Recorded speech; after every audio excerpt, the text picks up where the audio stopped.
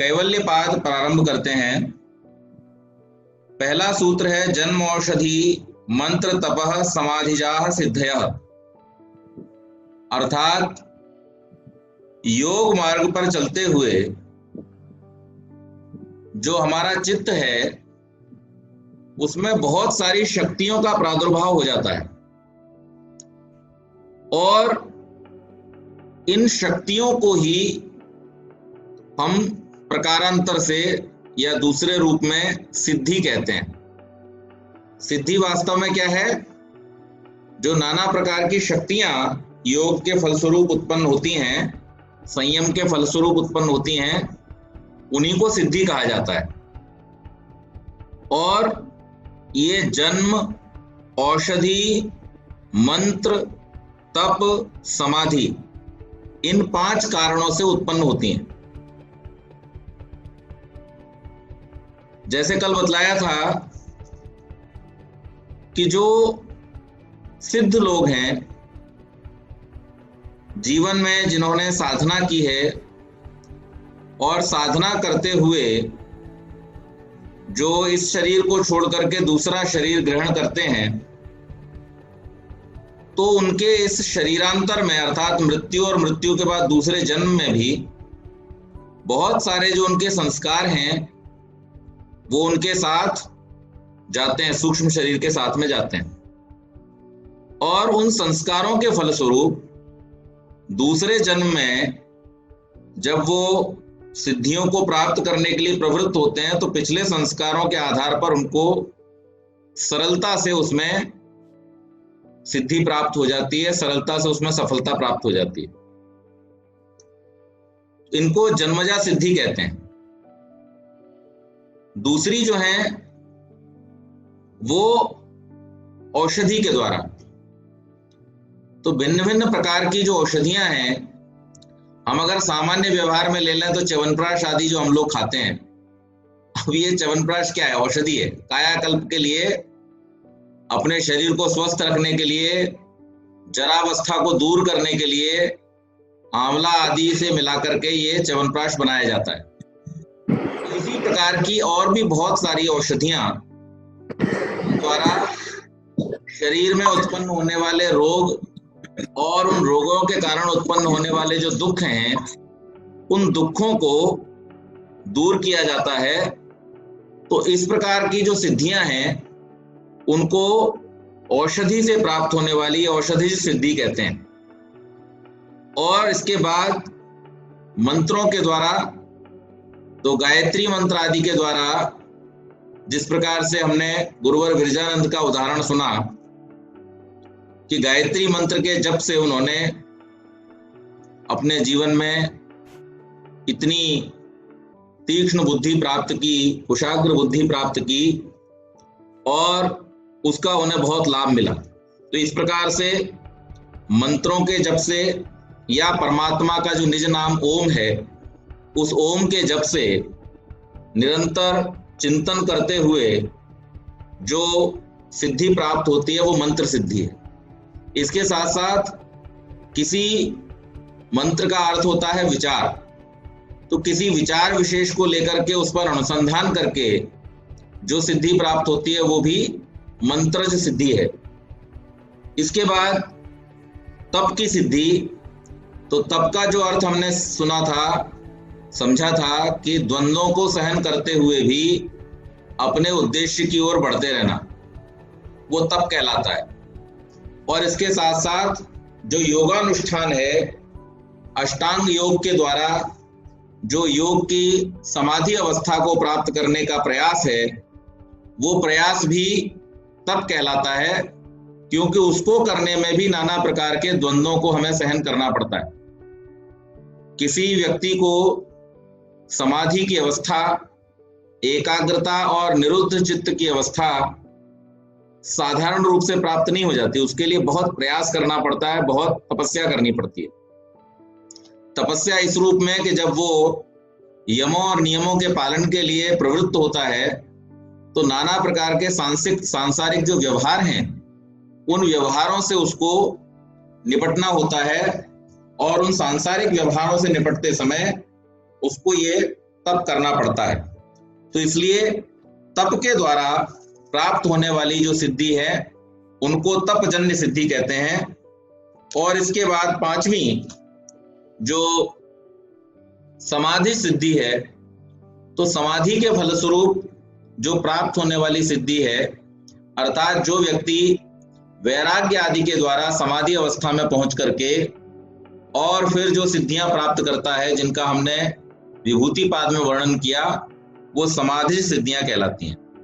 अब इनमें जो सबसे उत्तम बतलाया गया है अवस्था, वो इस समाधि के द्वारा प्राप्त होने वाली सिद्धियों की अवस्था बतलाई गई है, क्योंकि अन्य सिद्धियों में एक आशंका या एक संभावना रहती है कि उनका दुरुपयोग किया जा सके, औषधि जन्य जो है, मंत्र जन्य जो है उनमें। लेकिन जो समाधि की अवस्था को प्राप्त किया हुआ योगी है, अर्थात जिसको संपूर्ण वैराग्य उत्पन्न हो चुका है, जिसे किसी प्रकार का भी राग और द्वेष नहीं है मन में, उस राग द्वेष से रहित समाधिज योगी की जो सिद्धियां हैं वो केवल और केवल लाभदायक ही होती हैं।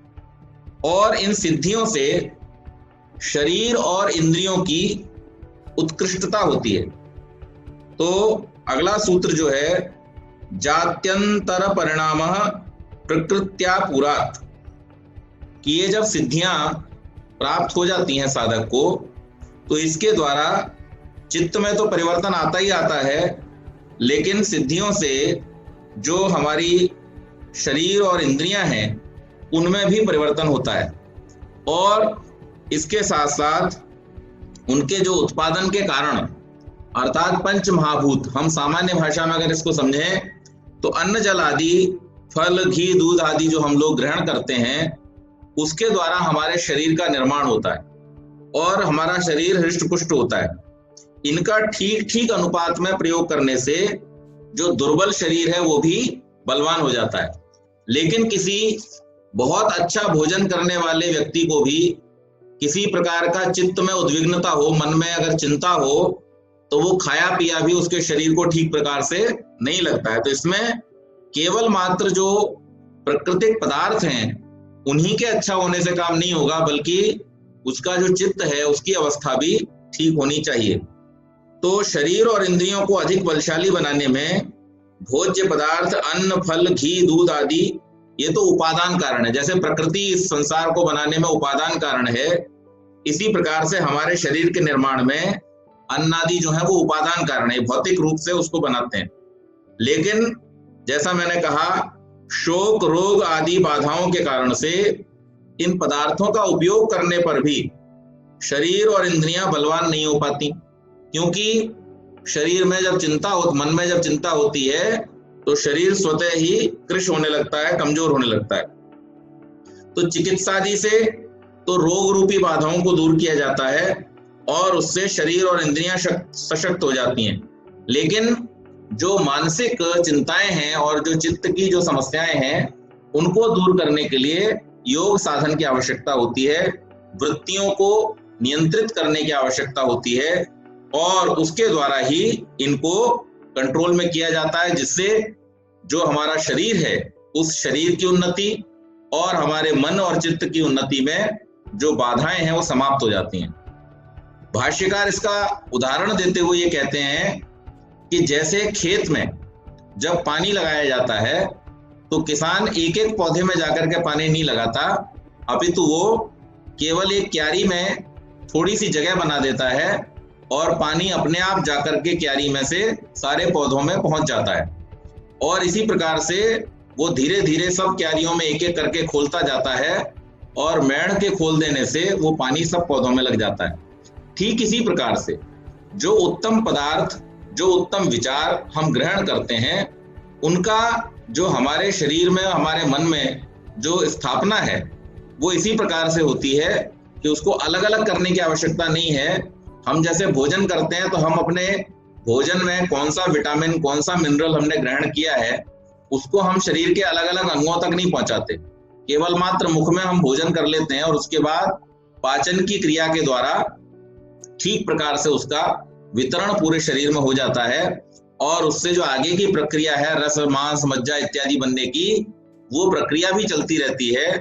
ठीक इसी प्रकार से वो जो साधक है वो अपने योग के मार्ग में, समाधि के मार्ग में आने वाली जो बाधाएं हैं उनको हटाता है, और जो उसमें उसका प्रयास है उस प्रयास को निर्बाध करने के लिए, बाधा रहित करने के लिए वो नाना प्रकार से उसमें प्रयास करता है। तो इसलिए एक तो जैसे पानी लगाते समय मेड़ को काट दिया जाता है तो अपने आप पानी पहुंच जाता है, इसी प्रकार से जो पोषक तत्व डाले गए हैं खेत के अंदर, उन पोषक तत्वों का उपयोग केवल और केवल अभीष्ट पौधों के द्वारा, यानी हमारे जो द्वारा उत्पन्न किए जा रहे हैं उन पौधों के द्वारा हो, और खरपतवार उसमें हानि न पहुंचा पाए। इसके लिए जैसे किसान सारे खरपतवार उखाड़ करके फेंक देता है ताकि सारा का रस जो है, सारे के सारे पौष्टिक पदार्थ जो हैं, खाद आदि, वो पौधों में ही उपयोग हो, इसी प्रकार से साधना के द्वारा, यम नियम आसन प्राणायाम आदि के द्वारा जो साधक है वो क्या करता है, वो अपने शरीर की बाधाओं को अर्थात रोग आदि को, और अपने चित्त की बाधाओं को अर्थात जो विकृतियां हैं, जो नाना प्रकार की वृत्तियां हैं, उन वृत्तियों को, जो मन की बाधाएं अर्थात जो इंद्रियों के विषयों की तरफ भागने की जो उसकी प्रवृत्ति है, उस बाधा को, और बुद्धि में जो नाना प्रकार के संशय रहते हैं उन बाधाओं को वो धीरे धीरे दूर कर देता है, जिससे उसका जो मार्ग है वो प्रशस्त होता है। और शरीर और इंद्रियों के उत्कृष्ट बनाने के द्वारा चित्त की भी उत्कृष्टता होती है। जो अहंकार नामक तत्व है, मैंने आपको सृष्टि का क्रम बतलाया था कि जो प्रकृति के सतोगुण, रजोगुण और तमोगुण मूल रूप प्रकृति है, इस प्रकृति से महत तत्व, और महत तत्व से अहंकार की उत्पत्ति होती है। फिर अहंकार से पंच तन्मात्राएं, पंच तन्मात्राओं से महाभूत, और उससे फिर देहादि की रचना होती है, और इसी अहंकार के साथ साथ चित्त की रचना होती है। तो ये जो चित्त है हमारा, ये चित्त कैसे योगाभ्यास के द्वारा इस चित्त का भी परिवर्तन होता जाता है, इसमें भी उत्कृष्टता आती जाती है। जब योगी योगाभ्यास के द्वारा निरंतर अपने चित्त की वृत्तियों को नियुक्त करने के लिए, उनको निरुद्ध करने के लिए प्रयत्नशील होता है, और जो दुर्वृत्तियां हैं, जो खराब वृत्तियां हैं, उनको हटा करके और अच्छी वृत्तियों की तरफ ले जाने का प्रयत्न करता है, और उसके बाद धीरे धीरे सात्विकता का अभ्यास करके एकाग्र अवस्था में पहुंचता है। तो इसके द्वारा योगी का जो चित्त है वो मानो जैसे नया चित्त उसको प्राप्त हो जाता है। अब कल हम जो चर्चा कर रहे थे कि योगी के द्वारा चित्त का निर्माण होता है, तो उसमें दो तरह से इस बात को समझना चाहिए। एक तो ये है कि जो योगी है वो अपने योगाभ्यास के द्वारा और सिद्धियों के द्वारा अपने चित्त से दूसरों के चित्त को भी वो संयमित कर सकता है, परिवर्तित कर सकता है। लेकिन इसके साथ साथ जैसे जैसे उसका परिवर्तन होता जाता है, जैसे जैसे उसके गुण बढ़ते जाते हैं और जो दोष हैं वो दूर होते जाते हैं, तो मानिए जैसे स्वयं उसका ही चित्त अपना जो है वो जो पहले था वैसा न रह करके एक नया चित्त प्राप्त हो जाता है। अर्थात योगाभ्यास करते करते जब योगी के चित्त की अनेक अवस्थाएं उत्पन्न होती हैं, तब ऐसा लगता है कि जो चित्त की भिन्न भिन्न अवस्थाएं हैं उनमें नए नए चित्तों का निर्माण हो रहा है।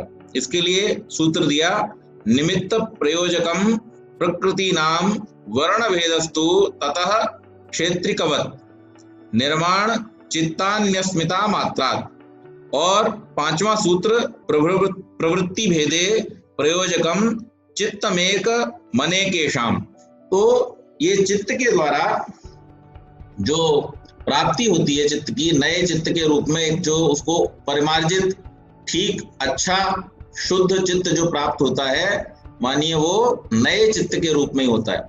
लेकिन इस चित्त की जो मूल भावना है, क्योंकि व्यक्ति वही है, उसका चित्त भी वही है, तो इसलिए उस मूल भावना में कोई परिवर्तन नहीं होता। इसी प्रकार से जब योगी किसी दूसरे के चित्त को परिवर्तित करने के लिए प्रयत्नशील होता है, तो उसके चित्त में भी वही भावना जो योगी पहुंचाना चाहता है उसके द्वारा पहुंचा सकता है। और इस चित्त की उत्कृष्ट अवस्था के द्वारा योगी वैराग्य को प्राप्त कर लेता, अर्थात संसार से, जो संसार के विषय भोग हैं, संसार में जो नाना प्रकार की वृत्तियों के संस्कार उसके चित्त में जो हैं, उनसे वो सर्वथा निवृत्त हो जाता है और निवृत्त होकर के वैराग्य की अवस्था को प्राप्त करके और निर्बीज समाधि को प्राप्त करता है। अब ये जो जन्म, औषधि, मंत्र, तप और समाधि के द्वारा सिद्धि प्राप्त होती है, इनके द्वारा चित्त की ये उत्तम अवस्था प्राप्त हो जाती है। और इनमें जैसा मैंने बताया, जो सबसे श्रेष्ठ अवस्था है वो कौन सी है? समाधि जनित अवस्था है, जिसमें संस्कारों और उनकी जो वासनाएं हैं, उनकी जो इच्छाएं हैं, उनसे रहित होकर के जो योगी है वो केवल और केवल आत्म साक्षात्कार, कैवल्य और ईश्वर प्राप्ति के लिए ही प्रवृत्त होता है। और इसी कारण से योगी जो कर्म करता है और जो साधारण लोग कर्म करते हैं, जैसा कल भाई साहब ने प्रश्न भी किया था कि फिर तो एक शंका उत्पन्न होती है कि योगी ने भी वैसा ही कर्म किया जैसा साधारण लोग करते हैं, तो योगी को कर्म का बंधन क्यों नहीं होगा और सामान्य व्यक्ति को कर्म का बंधन क्यों होगा? तो उसमें यहाँ पर निराकरण करते हैं कि योगी के कर्म जो योगी नहीं है उनके कर्मों से भिन्न होते हैं। उसका कारण क्या है? उसका कारण यह है कि योगी के कर्म शुक्ल, अशुक्ल और अकृष्ण होते हैं। अब यहां पर हम कर्म के स्वरूप को समझेंगे। कर्म का स्वरूप यह है कि कर्म 3 प्रकार के हैं। पहले हैं शुक्ल, दूसरे हैं कृष्ण और तीसरे हैं शुक्ल और कृष्ण मिश्रित। कर्म 3 प्रकार के हैं। पहले हैं शुक्ल, दूसरे हैं कृष्ण और तीसरे हैं शुक्ल और कृष्ण मिश्रित। अब शुक्ल कृष्ण से आप नाम से ही समझ सकते हैं, शुक्ल का मतलब है जो पुण्य कर्म है, अच्छे कर्म है, और कृष्ण का अर्थ है जो पाप कर्म है, और जो शुक्ल कृष्ण मतलब जो पाप पुण्य मिश्रित कर्म है। तो इस प्रकार से 3 प्रकार के कर्म होते हैं। लेकिन जो योगी का कर्म होता है वो अशुक्ल अकृष्ण होता है, अर्थात उसका जो कर्म है वो निष्काम कर्म होता है, उसमें किसी प्रकार की भी कामना नहीं होती।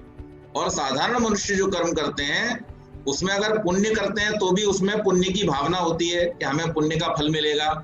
अगर कोई पाप कर्म करते हैं तो उसका तो निश्चित रूप फल तो दोनों का मिलना ही है, लेकिन पाप कर्म के भी पीछे कुछ ना कुछ उसका प्रयोजन होता है। और पाप पुण्य मिश्रित कर्म भी होते हैं, यानी एक जगह से चुराया और दूसरी जगह दान कर दिया, तो ये पाप पुण्य मिश्रित कर्म हो गया। तो इस प्रकार से तीनों प्रकार के कर्म जो सांसारिक लोग करते हैं उनके पीछे किसी न किसी प्रकार का प्रयोजन और फल की इच्छा होती है। लेकिन योगी जो कर्म करता है वो अशुक्ल और अकृष्ण होते हैं, अर्थात ये निष्काम होते हैं। और मनुष्य कभी पाप पुण्य कर्म करता है जिसका फल उसको सुख और दुख के रूप में मिलता है।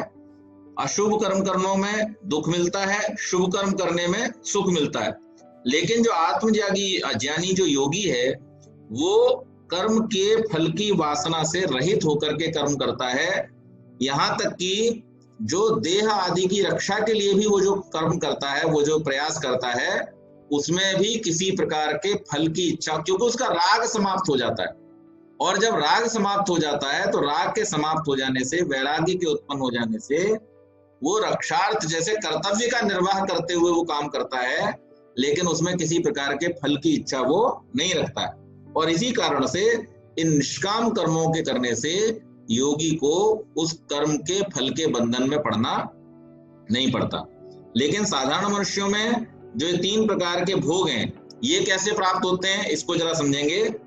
ततस्तद विपाकानुगुणानाम मेवा विव्यक्ति प्रवासनानाम, अर्थात योग के द्वारा जिनके चित्त शुद्ध पवित्र नहीं हुए, जो लोग सामान्य लोगों की श्रेणी में आते हैं, ऐसे सामान्य मनुष्यों के कर्म संस्कार के रूप से अंतःकरण में संग्रहित रहते हैं। जो मैंने बतलाया था, अंतःकरण हमारा जो चित्त है वो क्या कार्य करता है, वो हमारे द्वारा जो किए गए कर्म है उनको संस्कारों के रूप में ग्रहण करता जाता है, इकट्ठा करता जाता है। और कर्मों के जो क्रियमाण, संचित और प्रारब्ध, ये जो 3 विभाग हैं। क्रियमाण मतलब अभी जो किए जा रहे हैं, संचित मतलब जो इकट्ठे हुए हैं, और प्रारब्ध मतलब जो पिछले जन्मों में किए हुए कर्म हैं।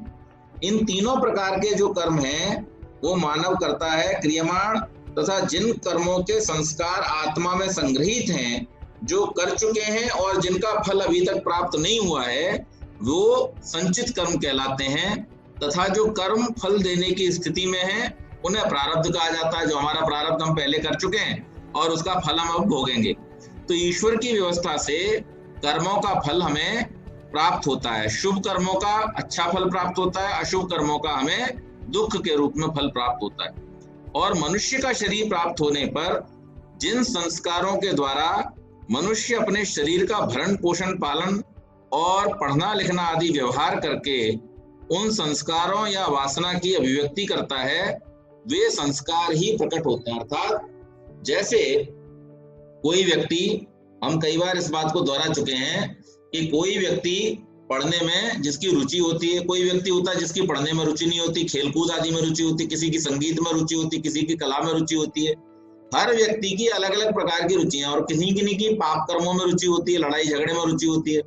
तो ये जो रुचियां हैं, ये जो रुचियों की विभिन्नता है, ये इस कारण से है क्योंकि उनके जो पिछले संचित जो संस्कार हैं, उन संस्कारों के कारण से जब वो संस्कार उदार रूप में आ जाते हैं, अर्थात प्रकट रूप में आ जाते हैं, तो नाना प्रकार के व्यवहार प्राणियों के दिखाई देते हैं। इसी प्रकार से जो प्राणी हैं, उन प्राणियों में भी मनुष्य के अलावा जो हैं, उनमें भी कुछ हिंसक हैं और कुछ अहिंसक हैं।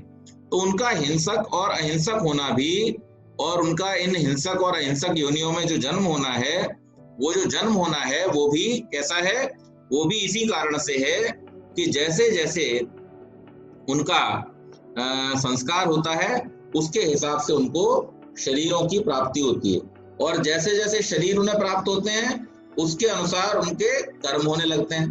तो शरीर के अनुसार जो जीवात्मा के द्वारा किए हुए कर्म हैं और उन संस्कारों की जो वासना है, तो उसको जैसा शरीर प्राप्त होता है, उसके अनुकूल उसकी भावनाएं, फिर वृत्तियां जागृत हो जाती हैं। शरीर प्राप्त होता है जो कि उसके कर्मों का फल है, और उस जीवात्मा जिसने, अभी मान लीजिए, अभी एक उदाहरण ले लेते हैं इसके बारे में, कि एक बार एक मनुष्य के रूप में आया, और मनुष्य के रूप में आने के बाद में फिर वो गाय के रूप में चला गया, और गाय के रूप में जाने के बाद में फिर वो घोड़े के रूप में चला गया, और फिर से गाय के रूप में आ गया। तो ये जो उसके बार बार शरीर परिवर्तित होंगे, इन शरीरों में जो उसका व्यवहार होगा, तो जब वो गाय के शरीर में है तो गाय जैसा व्यवहार करेगा, घोड़े के शरीर में है तो घोड़े जैसा करेगा, और शेर के शरीर में है तो शेर जैसा करेगा। मनुष्य के शरीर में आने पर उसका मनुष्योचित व्यवहार होगा। तो हम जब ये देखते हैं कि ऐसे प्राणी जिनमें व्यवहार जो है, वो मूल व्यवहार तो उनके जो जन्म है, जैसा शरीर उन्हें प्राप्त हुआ है, उसके अनुसार होता है, लेकिन फिर भी भिन्न भिन्न योनियों में भिन्न भिन्न प्रकार का व्यवहार भी देखा जाता है, जो संस्कारों के उदित हो जाने से परिवर्तित भी हो सकता है। जैसे हमने कई बार देखा होगा कि जो गौएं होती हैं, कुछ बहुत मरखनी होती हैं, मारने वाली होती हैं, देखते ही मारती हैं, और कुछ गौएं बहुत सीधी होती हैं। इसी प्रकार से जो हिंसक पशु हैं, उन पशुओं में भी ऐसा उल्टा व्यवहार और सीधा व्यवहार दोनों प्रकार का देखा जाता है। तो ये इस कारण से होता है क्योंकि वहां पर मूल संस्कार तो उनको जो शरीर मिला है उसके अनुसार हैं, लेकिन जो उनके प्रारब्ध से आए हुए संस्कार हैं, वो भी कभी कभी थोड़ा सा असर दिखाते हैं। लेकिन फिर भी जो प्रभाव रहता है, वो जिस शरीर में उन्होंने जन्म लिया है, उसी प्रकार के संस्कारों का रहता है। क्यों? क्योंकि उनको जो वो शरीर मिला है, वो उनके पूर्व जन्म के कर्मों के अनुसार ही मिला है। तो ईश्वर की व्यवस्था से जीवात्मा अपने कर्मों के फलों को भोगने के लिए जिस जिस शरीर को प्राप्त करता है, वह शरीर उस शरीर के संस्कारों को, जिसको उसने 20-25 या जितने भी जन्म उसने पहले लिए हैं, उन शरीरों को धारण किया था, और उस शरीरों में रहते हुए जो कर्म किए थे, उन संस्कारों को जागृत करने या उभारने का कारण होता है। अन्य शरीर के संस्कारों को उभारने का कारण नहीं होता है। अच्छा, अब इसी क्रम में हम ये भी समझेंगे कि मनुष्य जो है, अब मनुष्य जो है, इसमें एक कवि थे हमारे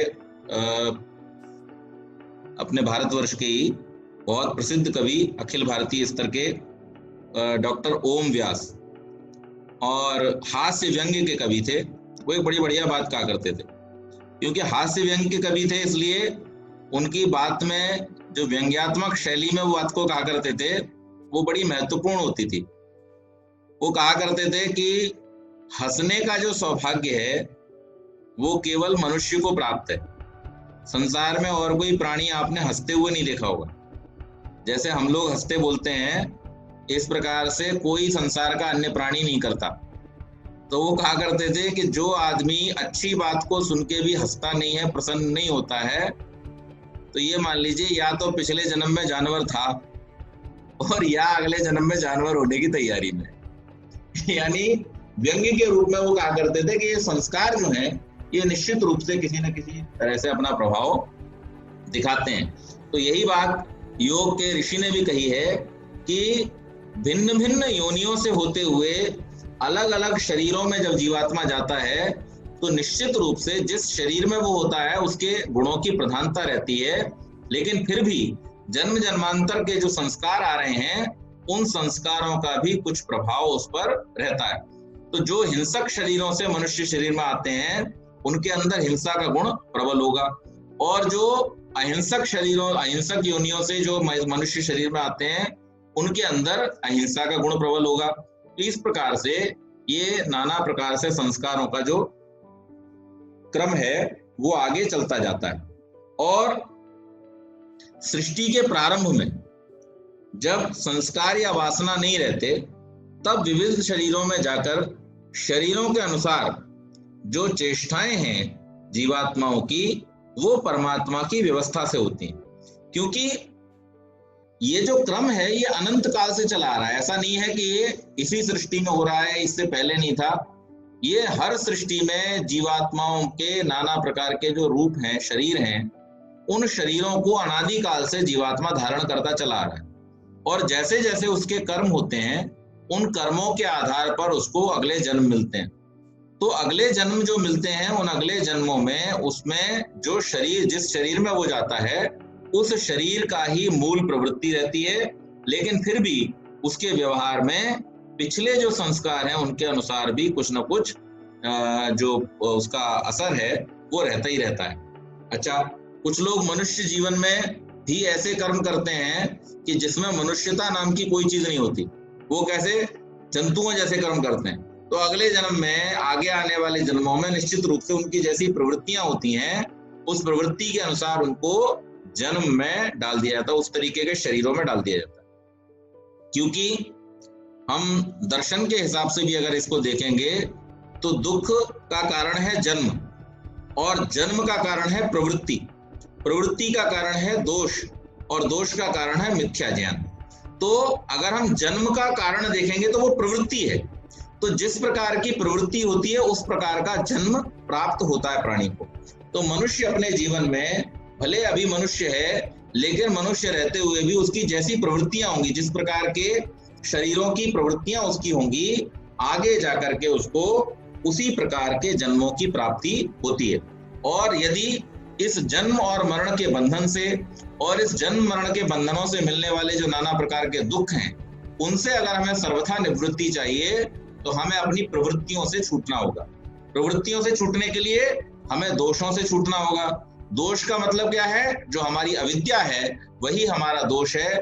उसी के कारण से ये अस्मिता, राग, द्वेष और अभिनिवेश, ये क्लेश रूपी जो दोष हैं ये हमारे अंदर उत्पन्न होते हैं, और इन दोषों के कारण से हम नाना प्रकार के कर्मों के बंधन में पड़ते चले जाते हैं। तो इसलिए कैवल्यपाद में इन सूत्रों के माध्यम से ये बताने का प्रयास किया जा रहा है कि जो सिद्ध योगी है वो सिद्ध योगी वैराग्य के द्वारा अपने कर्मों के बंधन से छूट जाता है और निष्काम कर्म करता हुआ वो मुक्ति का मार्ग प्रशस्त कर लेता है।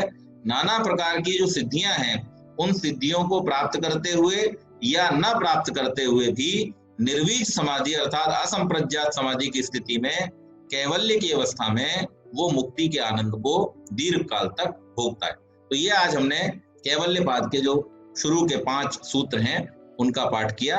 आगे की चर्चा कल करेंगे। बहुत बहुत धन्यवाद।